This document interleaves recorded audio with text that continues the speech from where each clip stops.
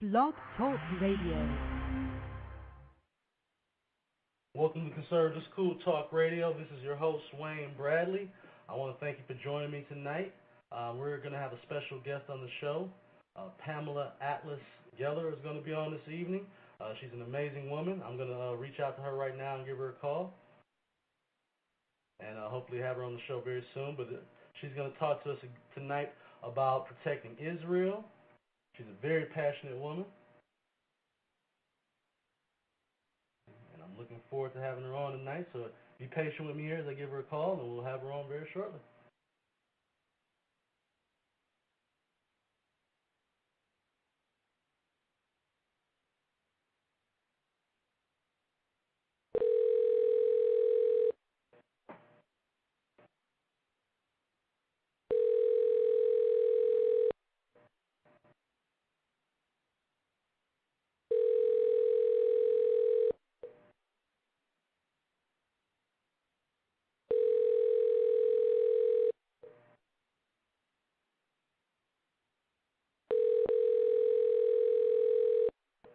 I'm sorry, but the person you called did not activate the voice.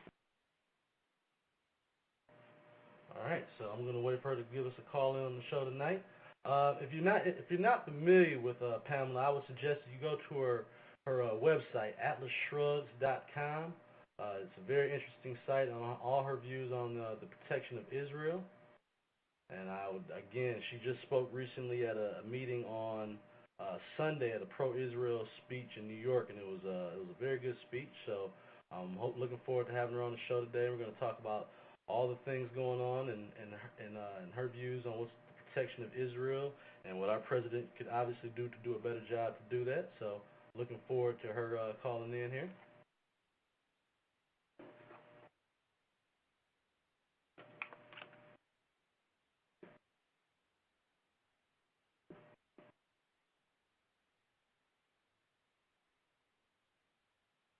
Call-in number for tonight, folks, if you're listening in and you want to speak on this topic, is 347-996-3175. Again, the call-in number tonight is 347-996-3175.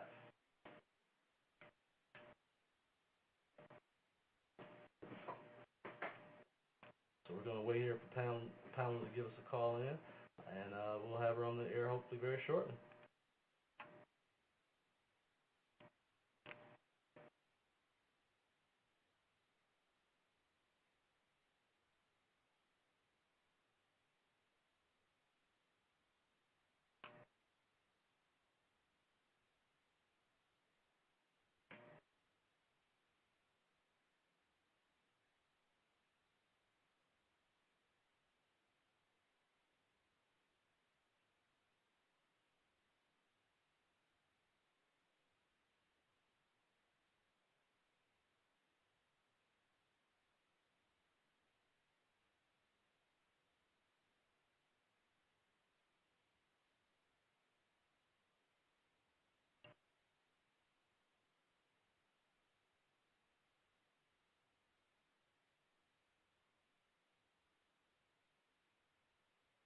All right, so still kind of waiting in here. I want anybody that's listening out here that has any knowledge on the topics of the protection of Israel and where do you think our president stands with. I'd like to hear from you also. The call-in number is 347-996-3175. Again, the call-in number is 347-996-3175. And just again, so I give you a little background information on Pamela Geller. Hopefully, like I said, she'll be calling in soon. She comes from a publishing career at the New York Daily News, and then was subsequently took over the operations of the New York Observer as an associate publisher. She left the Observer after the birth of her last child, but remained involved in various projects, including American Associates and the Ben Gurion University. She's also served as vice president for strategic planning and performance evaluation at the Brandeis School. Everything changed for her after September 11th of 2001. She immediately began to immerse herself in gaining a full understanding of geopolitics, Islam, jihad, terror, foreign affairs, and the imminent threats to our freedom. that the mainstream media and government would not cover or discuss. After engaging in various forms of activism in the immediate aftermath of 9/11, she became convinced in the carrying cry for need for an alternative to mainstream media, and she began her blog, Atlas Shrugs, in February 2005. Now, I met her at the CPAC conference a couple months ago. She was actually in the same workshop session, her, Alan West, and we were discussing jihad and the war on terror, and obviously, again, her topics and again the way she presents herself gets a lot of people's attention. You know, when you're talking about jihad, and she again speaks on women's rights in these countries, and she has put herself in great harm's way herself by speaking out against some of these things. So she's a very brave woman, a patriot, and again, if you haven't been to her website before, it's atlasshrugs.com. Again, a very interesting lady, and hopefully she'll be calling in soon so we can bring her on the show. The other night, we're talking about a few things, some new things going on in D.C. that I guess we do need to discuss. One of the things being the new immigration bill in Arizona that has been passed, and people are on both sides of the aisle are up in arms about it because it's a touchy subject, and a lot of politicians who, again, in one way or the other, favor the Hispanic community. They might not want to touch it that way, and so, but there is no doubt that something needs to be done. The way it's written now, it leads too much interpretation open to police officers and allowing them to determine do they believe that person's an immigrant or not. And again, that to me is kind of scary. I mean, I myself would not want to be in Arizona and be mistaken for someone. Again, this is all hypothetical, but to be mistaken for someone that could be of Mexican descent or Latino descent, and for them, again, that's the whole problem is that you could be of any Latin descent, and then they could, opens the door to them asking you, do you have your papers? And you have a lot of people that were actually born here, good American citizens, and again, it infringes on those people. So sometimes in this situation here, we're fighting for freedom, and it seems like, and the way it's being written up now, that you're opening the door for certain people to not be able to enjoy the same freedom as others. I just wish that we would just take a stronger stance as a federal government with a fence and stronger security to prevent so many people coming over here illegally, because that is the problem. It's not, once they get here, they become our problem. If we prevent people from crossing over illegally, making it a lot more difficult, the motivation wouldn't be the same, and I think that you would have different results. And the bottom line is, it's kind of like the same thing with a lot of other things in our country. What we have going on right now is not working. So to me, it seems like we need to try something else. And it seems like it's taken so long to obviously put up a fence across the border, but it just seems like that is the most humane way, the most practical way of dealing with that. A good barrier. Because once people are here, again, you're subject to all the rights that that you have in America, as by what the president's proving with the shoe bomber that tried to blow up a plane over my city in Detroit. Once you're here, you're getting treated like an American. So the idea that we're gonna, I guess, put that all in the judgment of police officers, again, you're leaving a lot open for interpretation. I think that we have to pay attention to that. So let's see here. We got, checking out my tweets here. Yes, I just believe that if we're going to do something, we need to do something that, again, should have been done a long time ago. And I don't see how that doesn't get done. It's quite simple. You build a fence, you make it a lot more difficult, and then from there, you begin to ward off people that are just essentially just walking across the border. They're making it so easy. So what's your take on that, America? I want to hear from you. give me a call, 347-996-3175. I think I have my special guest here. Pamela? Yeah, sorry about that, big fella.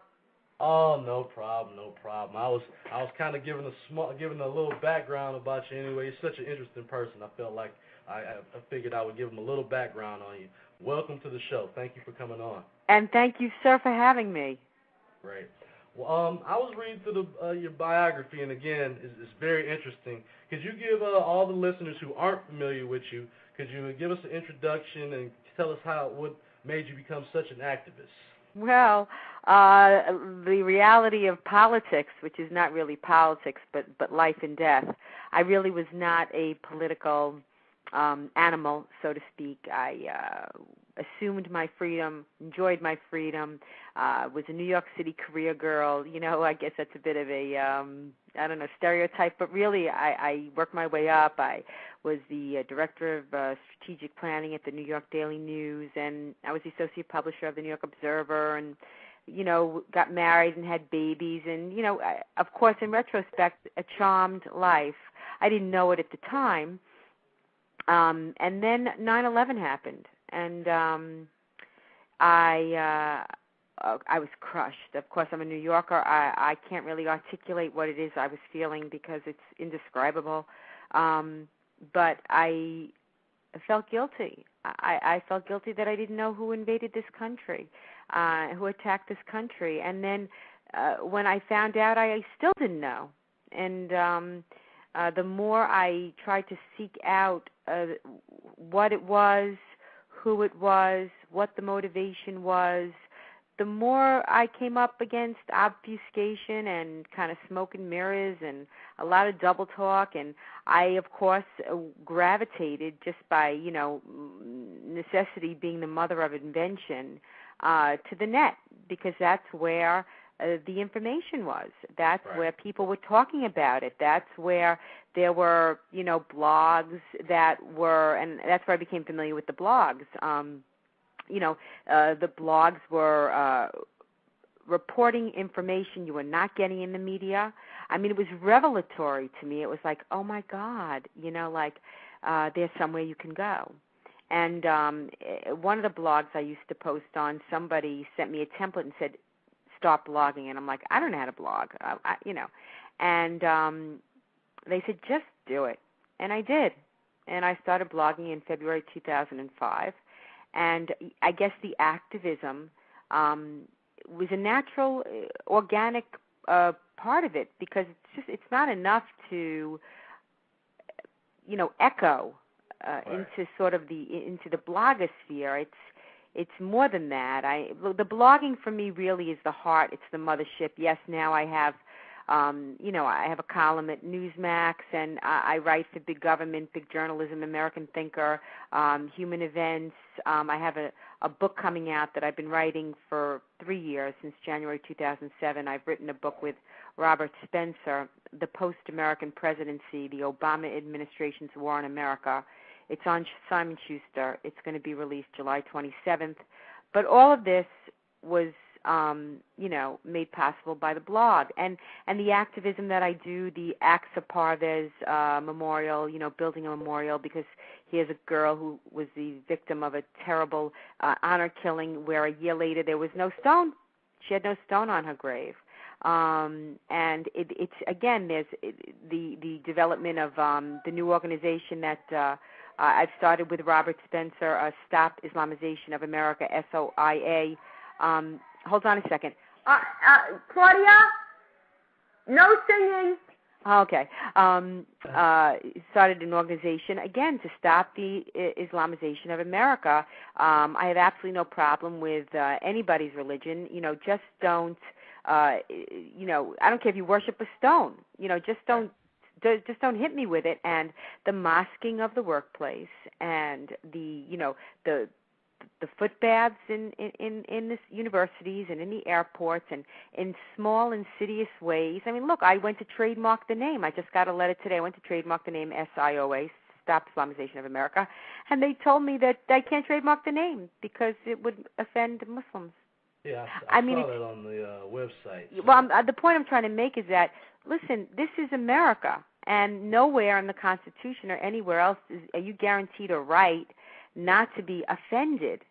Right. And I'm offended every day. I mean, look, they have the name Jews for Jesus. Now, I guess that could be offensive to me then, wouldn't it? Couldn't it? I mean, I never thought of it, but everything can be offensive. If you're wearing a red shirt, I find that offensive because, I don't know, it represents communism. Right. Do you know what I'm saying? It's very dangerous. These are very dangerous waters, hate speech, hate crimes. Look, all crime is hate crime.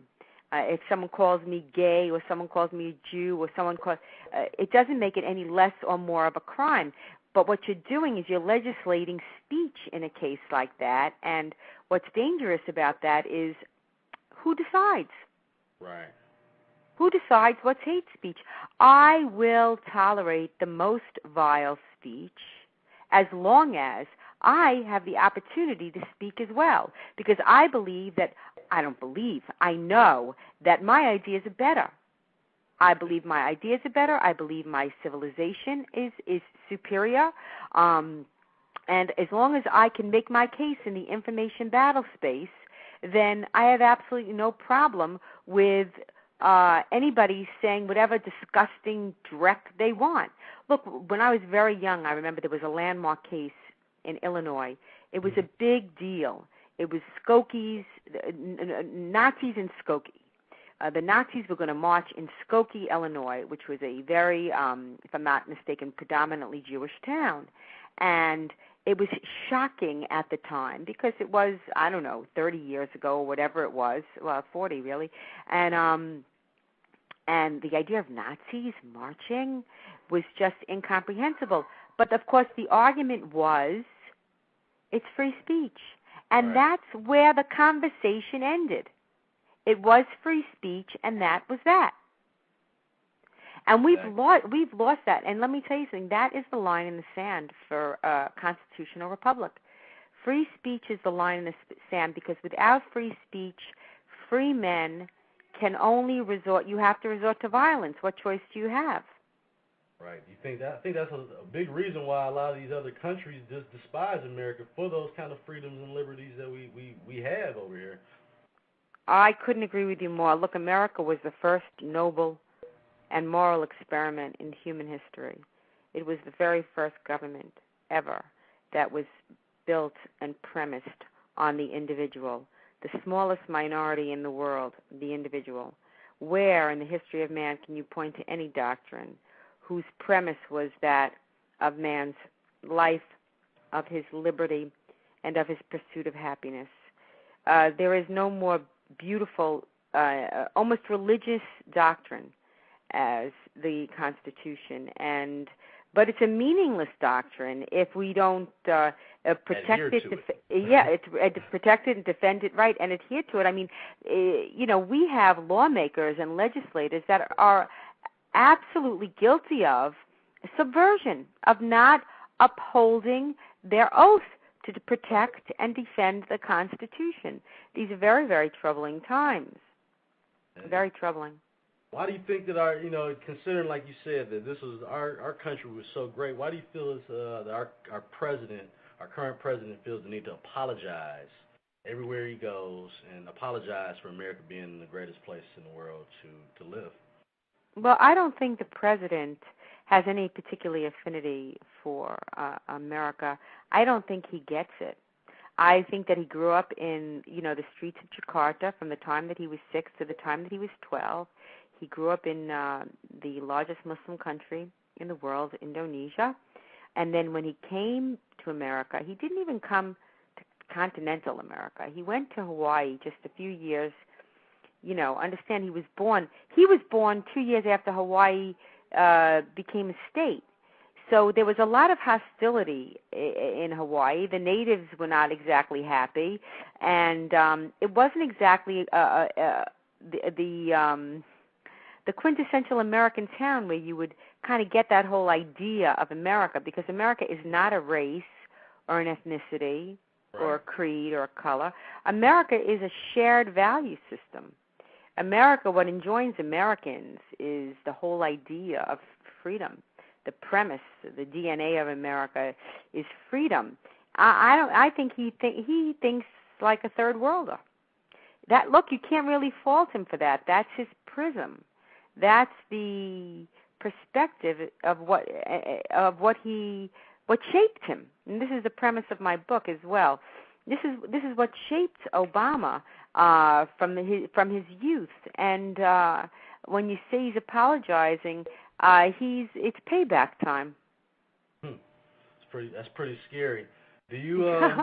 That's really pretty scary. Yeah. Well, I got to tell you, what's even scarier is what he's doing. Right. Do you look at him as being?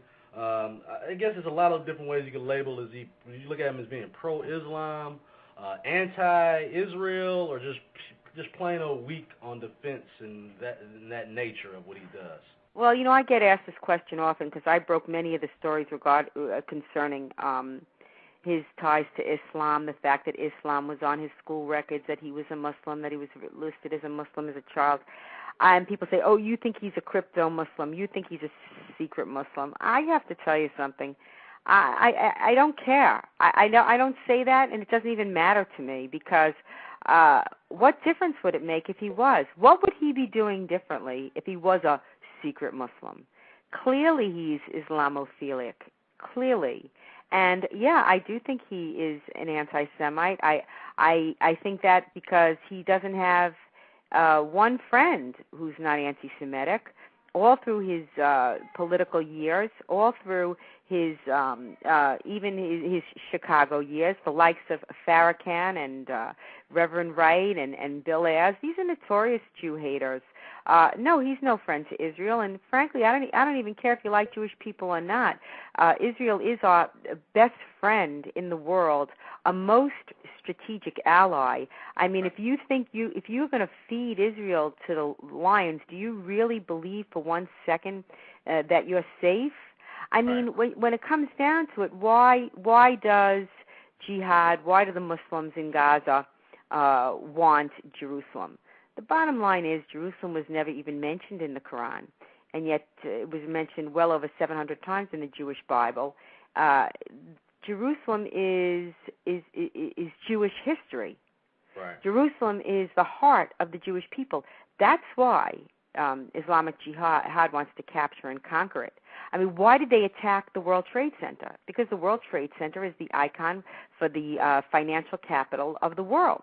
Right. And the economic epicenter of the world, and so it had to be destroyed. Why attack the Pentagon? Because the Pentagon is the symbol and the icon for the greatest military power in the history of man. That's why you attack the Pentagon. Was there an attempted attack on either the White House or the Capitol? Because that's the epicenter of power in the greatest country in the world. That's why they want Jerusalem. That's why they wanted New York. And that's why they wanted Washington. Right. And it seems like right now we've actually taken a tougher stance with Israel, and at the same time we're being more friendly and more forgiving of some of these terrorist states that we know are holding on to all kind of weapons of mass destruction, or working on it anyway. And I don't understand that. Do you feel like, again, that's just part of him being pro-Islam? I think that it's a very dangerous, wrong-headed, naive approach. Does he really believe that Iran, who always operates through foreign proxies, always, I mean, the biggest attack non-nuclear attack on an American installation was in 1983, the Marine barracks bombing in Lebanon, where 241 Marines were killed. That was Hezbollah. That was Iran. Hamas is a foreign proxy of Iran. Do they really believe that he's not going to give those nuclear weapons to their terrorist proxies? We witnessed what Ahmadinejad and the Malacracy did to Iranians who came into the streets to ask to protest the corrupt vote, the hijacked vote, the stolen vote. They were met with bullets. Right. And they were imprisoned, and so many boys and girls were raped to death. I mean, you saw what was coming out on Twitter and on the cell phones. I mean, it was a catastrophe. It was the first time. I mean, that's his legacy. That's Obama's legacy, that he stood by and did nothing while Muslims in a Muslim nation took to the streets and were decimated. It's just it's a stain. A stain on American history, one whose repercussions we have not even begun to have felt. I mean, we ought to be happy. We have Israel there on the front lines of the jihad, taking the hits and killing our would-be slaughterers. Right. It's almost like, does he believe that if we left them alone, they would just simply, stop being terrorists? Do you think he believes something to that extent? Left them alone. Who bothered them? I mean, who bothered them in 1993 when they tried to take down the World Trade Center? Who was bothering them then? Who was bothering them when they blew up the coal? Or our embassies? Or the 1979 hostages that they took from the American embassy in Iran? Who was bothering them? Well, if we left them alone, who bothered them? Exactly. Well, that's we made them rich in what is the largest transfer of wealth in human history. We financed the jihad. And let me tell you something, those little chickadees are coming home to roost. Scary. Very scary times here. I saw your speech that you gave this past weekend in New York. And it was pretty amazing. I heard you say that truth is the new hate speech. Yeah. What did you mean by that? And can you expound on that a little bit? Well, truth is the new hate speech, and we see it everywhere. We see where my friend Geert Wilders, who is a Dutch parliamentarian. As a matter of fact, he's running for prime minister June 6th. He's the leading candidate. He may very well be prime minister of Holland. I mean, he's on trial for hate speech because he made that film Fitna. And all Fitna is basically it's 16 minutes. If you haven't seen it, it's on my site, or Google the word Fitna, F-T-I-N-A, the movie. He shows Islamic terrorist attacks and the hadiths, the surahs that inspired them. And the Dutch criminal court said, it doesn't matter if you're telling the truth. What matters is that what you're saying is illegal. And you are not allowed to insult Islam, even if it means telling the truth. You are not allowed. That's Sharia law. That's Islamic law. And even now you'll begin to see increasing restrictions on speech. The attempts are being made to regulate the Internet. I mean, anytime, if I speak about Islam, I'm an Islamophobe, I'm a racist, I'm an anti-Muslim bigot. It's ridiculous. So when you say they're practicing Sharia law, are they practicing that actually in Europe, or is that just something amongst the Muslim religion that once they decide that this is offensive against Muslims, and they will deal with it accordingly? How does that work? Well, we're self-enforcing it. We're doing it even here in America, where you see I couldn't get my trademark for Stop Islamization of America because it's offensive to Muslims. Or the bus ads. One of the first things we did is we ran bus ads in Florida, Spencer and I, saying leaving Islam, because there were a lot of bus ads that ran inviting people to Islam. Right. It's called dawah. They have to do that, invite to Islam. So they had all these ads about inviting to Islam, and when I was in Florida covering the Rifka Barry trial, who was the Christian convert out of Islam who had to run away, her family was going to kill her. So I was covering it, and I would see these ads. I was like, this is unbelievable. So I wanted to help people that wanted to leave Islam and were running from their family, like Rifka Barry. So I ran ads leaving Islam, and basically it said, is your family threatening you? Is there a fatwa on your head? Go to refugefromislam.com. Now, inside of 24 hours, those ads were taken down. Wow. So again, it's this offensive to Islam.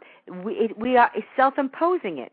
I mean, a week after we nationalized the banks, the U.S. Treasury Department was giving seminars in Sharia finance. We're doing it. It's dimitude. In Islam, you can either convert or die or be the third choice. And the third choice is to live in dimitude. Dimitude is a subclass status where you live in an Islamic country, but you have to pay special taxes, a jizya. You have to live as a dhimmi, dhimmi. And we are really acting as dhimmis here. We do not want to insult Islam. This is living under a soft Sharia law. We are instituting it ourselves.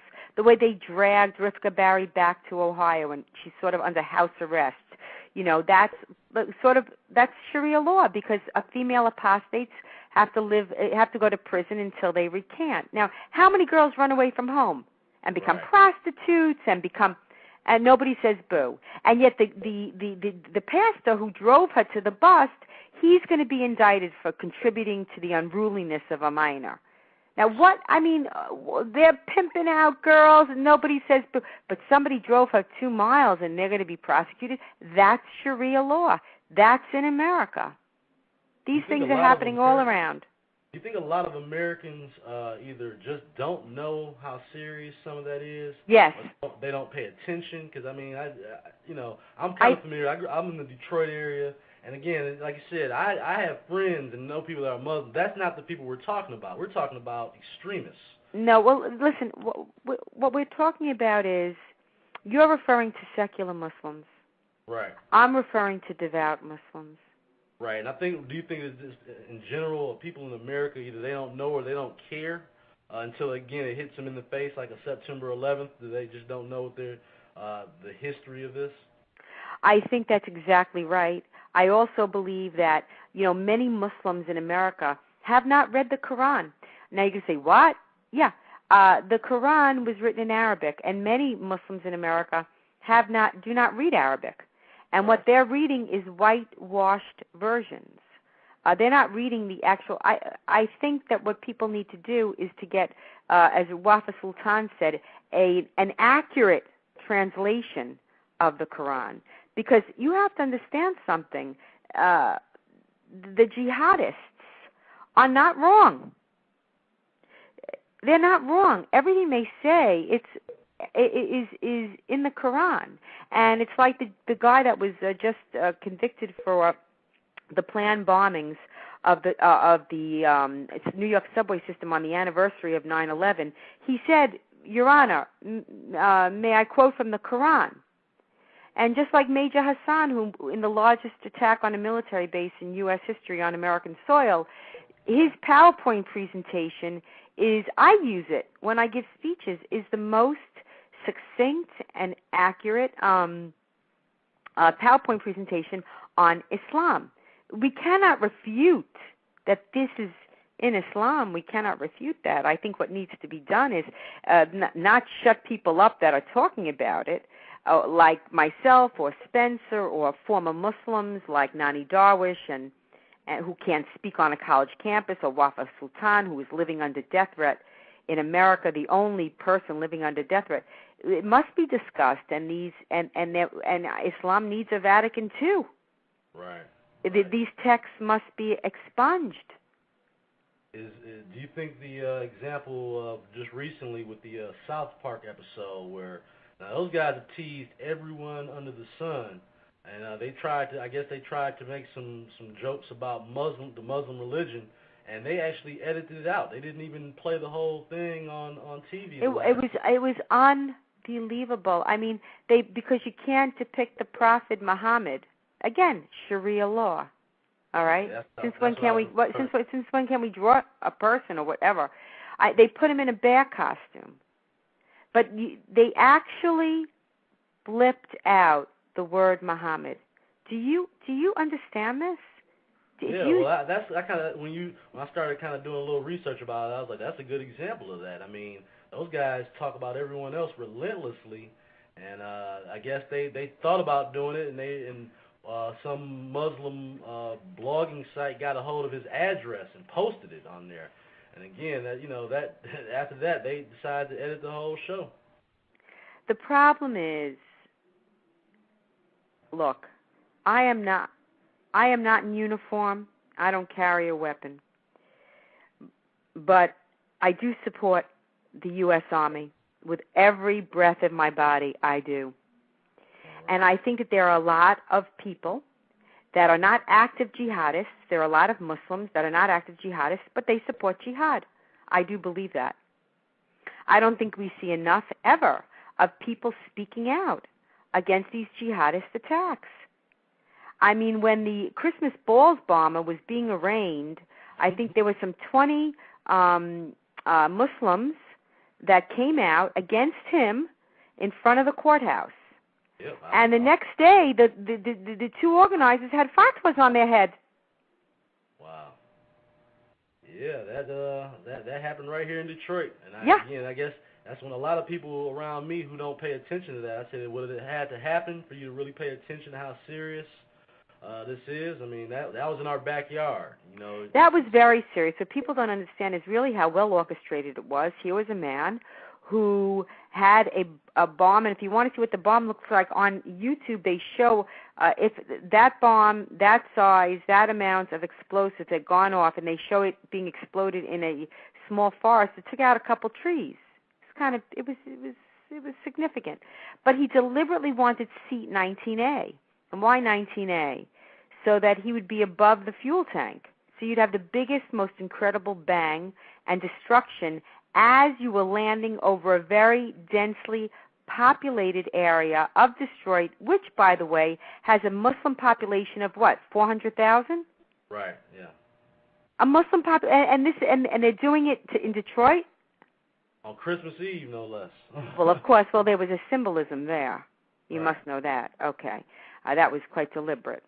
But it's very troubling. The people, these are very inconvenient, uncomfortable truths, and it's a dangerous. These are very dangerous times, and I think it's gotten to the point where we're just right now in a holding pattern, waiting for the catastrophe. I don't see any other way around it. I think that Obama. I'm not going to discuss his motivation. Some people want to say, oh, he's evil. Other people say he's naive. I don't care what his motivation is. I care what he is doing. Right. All right? And I say what he is doing is lethal. And what he's doing in nationally, I mean, is a whole other show. But it's just plain anti-American, all of it, right. All of it. This whole this creation of this socialized America is just not what our founding fathers intended. It intended the opposite, rugged individualism, you know, it's just, and all we do is look at Europe. Europe is Greece, this tiny little country, is setting off a domino effect where they're just gonna, they're all almost teetering on the brink, and this is what he wants to emulate. Why? Yeah, that will be the question of the day. And is there anybody like any of the current leaders that you think that can help maybe get him on the right path, that he's even put around him, or any of the military leaders that might understand it a little bit better than he does, that what we have to do to fight these terrorists, or is he just surrounded himself with a lot of yes men, and they're not? He's surrounded himself. Look, if you have, I don't know if you read the report that was issued after Fort Hood. Here the guy was a jihadi. Here the guy came out on grand rounds with his PowerPoint presentation on jihad. He gave everybody a Quran the morning of his jihad. His business card said "Soldier of Allah." I mean, and their report from the Pentagon never once mentioned Islam or jihad. Never once. That's freaking scary. That the one thing the government, I mean, we pay all these crazy taxes, but because do one thing and do one thing well, defend us, has completely abdicated its role. Gates is responsible. The Department of Defense Secretary Gates is responsible. He's going to tell Obama? I don't think so. No. I'm not holding out any hope on that. No way. Why yeah. I was going to ask you, why do you think the media does not pick up more on this, and what's their vested interest in not reporting these kind of stories more? I think that the media is corrupt and bordering on criminal. I think at the greatest act of perfidy in American history, they did not vet this presidential candidate. He's not qualified for this job, not by any stretch of the imagination. He has absolutely no experience in the private sector. They won't release a transcript, a paper, a test would they have put up with that from Bush? I mean, they got every piece of paper, every medical record, and then they had to falsify documents saying, oh, look, his medical record from the National Guard says he didn't report on Monday, June 15th. I mean, this guy doesn't have one documentation. They've become shills. They're just propagandists. That's it. They're propagandists for the Democratic Party. It's just the way it is. I'm not saying there's this vast conspiracy. You don't need that. They all think a certain way. When I was in college, certain people went into medicine, and certain people went into the arts, and certain people went into journalism. And, the left, and we've all been inculcating in it since the early public school. Right. They've been teaching it. They made the long march into the public school system. They have us by the throat there. That's why you have to homeschool. Right. Because it's become sort of an inculcation now. You're not getting a good classical education. You're not studying the classics and the arts and Aristotle, and you're watching an inconvenient truth. Yeah, they're showing that in the schools. Yeah, my first grader comes home now, and she's telling me about how I need to be more green. I said, where are you learning all this stuff? Yeah, the green and the green. And I have one thing to say to my children. Every time they look a little with their worried brow, I say, I have to tell you something. I want you to remember what Mommy says. I promise you this. This is an absolute truth, that the earth will far, far, far outlive man. I just want you to know the earth is going to win. Yes. So that, I think it's pretty scary. Like I said, between. Well, ecology. It started when I was young. Ecology, and it's morphed into this monster. Ecology is a political fraud, and global warming is junk science. And it took the one area of our lives that was not political science, that was based on empirical, concrete evidence, and turns it into a joke that has absolutely no credibility anymore and just goes on assumptions. Yeah, I mean, they changed the names based on the seasons. It goes from global warming to climate change. Oh, and then climate change. Well, what does climate do? Yeah, but my favorite phrase that I heard, because when you get into these Orwellian terms, it's just a slippery slope. My favorite was climate justice. There you go. There you go. It's real simple. They like I said, they come up with something new. Again, next year it'll be something totally different. We need to be worried about as far as the weather is concerned. It's called changing. It's a sham. It's a sham. It's to line the pockets of certain companies. There's a very real and deliberate thinking behind this. People look at him. Look at Al Gore, one of the great architects of this nonsense. I mean, the man is worth some crazy number, 110 to 150 $1 million, all on this. They talk about Halliburton. Right. Based on something that totally doesn't exist. Yeah, it's ridiculous, and it's dangerous, and you're driving whole economies into a fantasy. One thing, the free market has to be free. Right. He flies around in his private planes and tells us to conserve our gas. Oh, my God, and his house. And my favorite line of his is when they say, your house uses more electricity than many small towns. And he said, well, I'll just buy it back. I'll just go online and buy back some carbon credits. That's the most ridiculous thing. If that's not something that's made for the rich elite, I don't know what is. You're telling everyone else to conserve, but you'll use as much energy as you want and turn around and buy it back. It just doesn't work like that. Only in their mind, I guess. Yeah. Wow. Look, it is what it is. We're getting hit on so many levels that, I just urge people to get involved on a local level. Please. If you have, everybody's busy, but if you can become a precinct captain, if you can get on the school board, you cannot sit back. You are under attack. You are under attack in a very unconventional war, a war that, frankly, we've not engaged in previously, but it doesn't mean it's not happening. You're going to wake up one day and you're not going to recognize your country, and you will not like what comes after America. Well, we have to stay strong. With people like you leading the way, we're in better hands than some people think. I really, like I said, you're an inspiration to a lot of people, so. Well, that's so sweet of you. What a nice thing to say. No, Thank seriously. you. I mean, like I said, when I met you at CPAC, that's what I said. I said I gotta bring her on the show. Your story is inspirational, and like I said, it motivates other people to want to do more. So. God bless you. God bless you. Give them the website one more time so they can check it out. The website is Atlas, ATLAS, Shrugs, SHRUGS, atlasshrugs.com. If you want to join Stop Islamization of America, it's not an Islam bashing site. It's stopping encroaching Sharia in America. That's all. Separation of mosque and state. Thank you very much. We are SIOA on Facebook, and the book is coming out in July. You can pre-order it on Amazon. It's called The Post-American Presidency, the Obama Administration's War on America.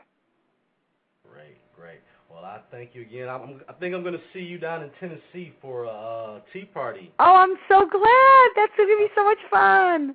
Yes, I look forward to seeing you there. I really appreciate you coming on the show, and just keep up the good work that what you're doing. People really, like I said, appreciate what you're doing, and you're a hero to a lot of people. You're a good man. Thanks so much. All right, you have a good evening. God bless you. God bless you. Bye-bye. Bye-bye.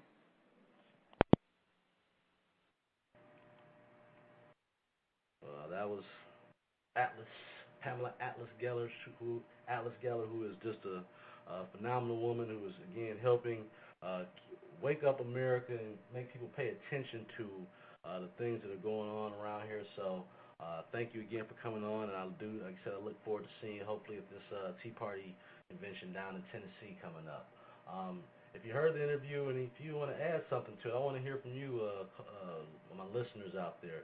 The call-in number is 347-996-3175. We only have about 10 minutes left on the show, but I'd love to hear from you if you got anything to say about that interview, or if you want to speak on, again, the current administration's way they're dealing with the protection of Israel, and also, like she said, practicing soft Sharia law here in America. I'd like to hear what you have to say. Give me a call, 347-996-3175. I'd love to hear from you. I'd also like to hear what you have to say about this new immigration law here in America. I'm going to go to one of my polls. I posted a poll on that earlier today regarding did you agree with or disagree with the whole with the new bill in Arizona. And let me see. I'm going to go ahead and just check out the polling results and see where people stand on that. My website and blog site is conservativeiscool.com. If you haven't been there before, I encourage you to go check it out. We have a lot of things going on there, including obviously polls, my broadcasts, all my previous broadcasts. So anything that you don't hear tonight, you can always go on there and listen to them. So I encourage you to go check out the website, conservativeiscool.com. The polling question was, do you agree with the new immigration laws in Arizona? And my results, wow, and I guess it's not a big surprise, 96% of the people agreed and 4% said no. And I got to wonder who that 4% was, but it speaks loudly to the fact that the American people want change. They want some kind of reform, and I don't see how most people would disagree with that bill because, again, it's a criminal issue in Arizona, and people are concerned about that.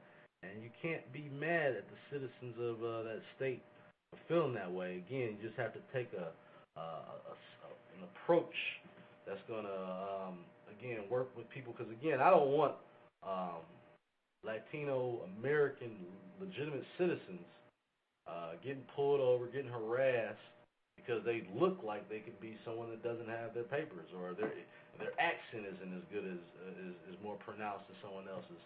And I think you leave the door open for that. So I'm hoping that a federal policy that's more clear and concise. Again, you would save yourself a lot of these arguments if you just made the borders more secure. So hopefully the government will be working towards something like that. Because again, what you're going to have now is you're going to have state to state people starting to make their own policies. Utah's already taken the steps into creating their own immigration policies because, again, they're facing some of the same problems.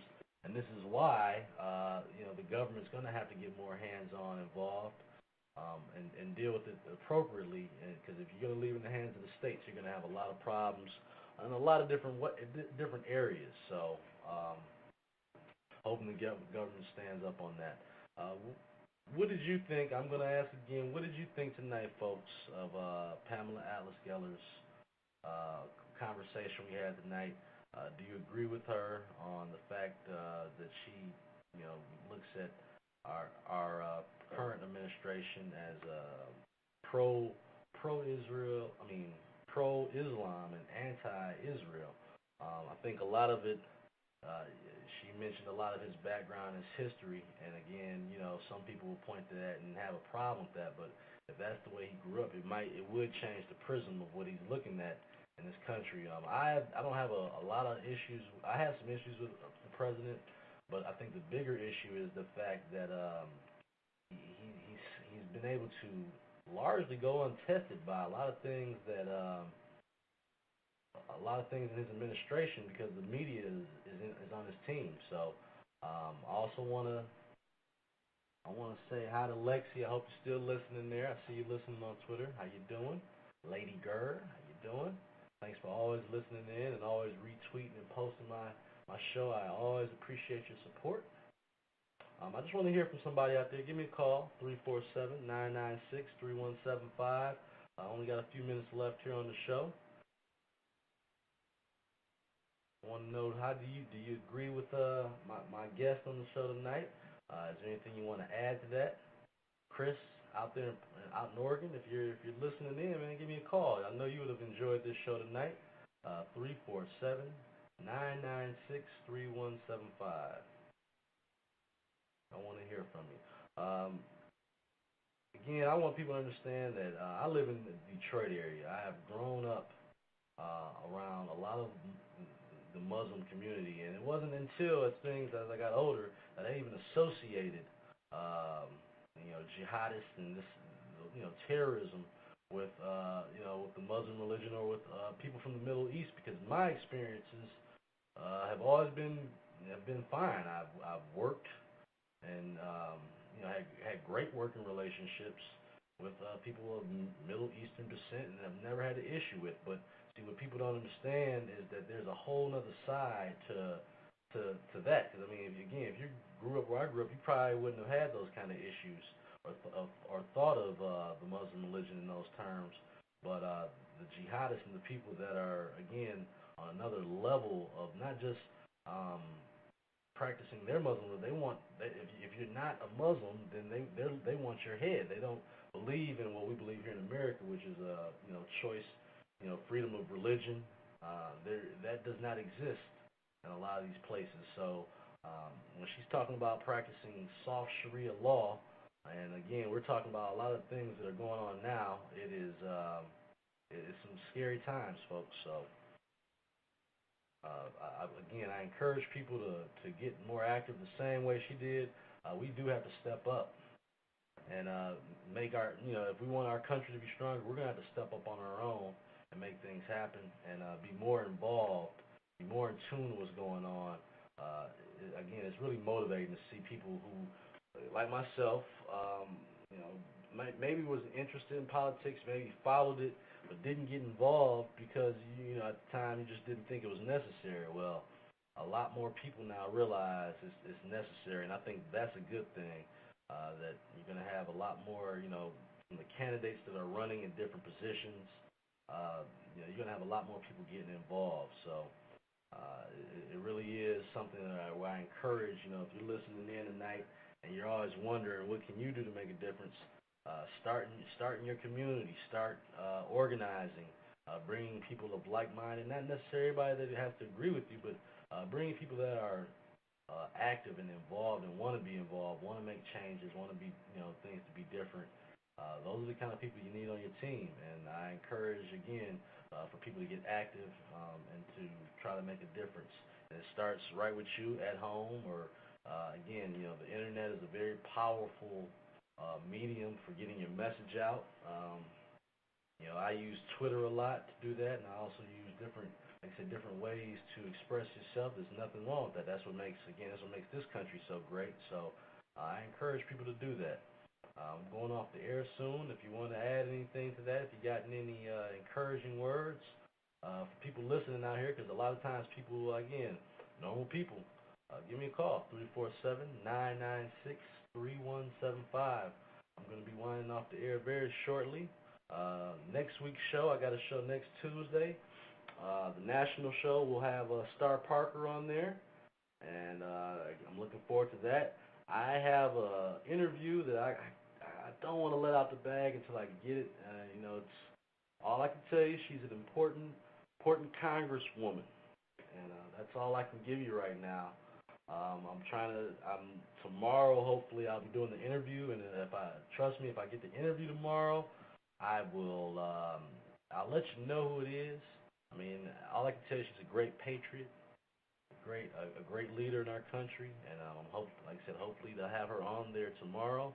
And if you can guess it, maybe I'll tell you, maybe. But she's a great lady, and I'm hoping, like I said, tomorrow to have her for the interview, and I'll upload that also for next Tuesday's show. So we're getting a lot of people involved. My Fix Michigan Monday shows for the next 3 weeks. We should have all the gubernatorial GOP candidates on there. So, and again, independents too. I'm going to be reaching out to people and, like I said, giving people a voice that might necessarily always get an opportunity. It's with the mainstream and larger media sources, sometimes it's hard for some of the organizations and some of the people involved on the grassroots level get their voice. So that's part of, again, what I do with my show. It's the idea of giving the average person the opportunity to express opinions, good ideas, or just how you're feeling. So, like I said, next week on my Fix Michigan Monday show, I will have Rick Snyder, who's running for governor. He's a former CEO of Gateway. So he'll be on the show next week. The week after that, hopefully, I won't say for sure yet, we'll have the Attorney General Mike Kotz on the show, who's also running for governor. Has a current lawsuit against the president for his health care bill here in Michigan. And the week after that, we will have Congressman Pete Hoekstra, who is also running for governor. He's been endorsed by Mitt Romney, and Mitt Romney was in town today in Grand Rapids. I tried to make it up there, but I would consider a much better cause. I was with the North Oakland Republican Club urban outreach program. I took my daughter along with me, and we served food at a shelter. And again, there was no media there. It's nothing like where they're reaching out trying to get people's attention, but it's a good way to, again, show that conservatives, in particular in the GOP, we care about it, willing to make those outreaches. So it was a great experience. It was nothing better seeing how happy my daughter was, willing to help people. And that made me feel good, made me feel like we were raising her the right way. So it was a good experience.